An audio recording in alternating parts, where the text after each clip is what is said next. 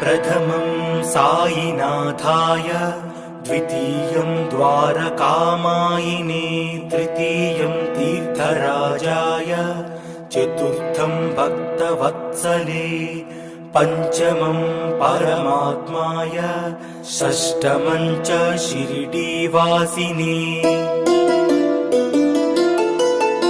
सप्तमं सद्गुरुनाथाय, अष्टमं अनाथनाथवे, नवमं निराडम्बराय, दशमं दत्तावतारिणे।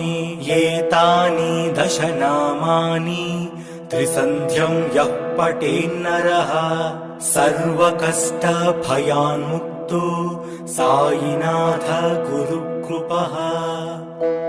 ॐ शान्ति शान्ति शान्तिः।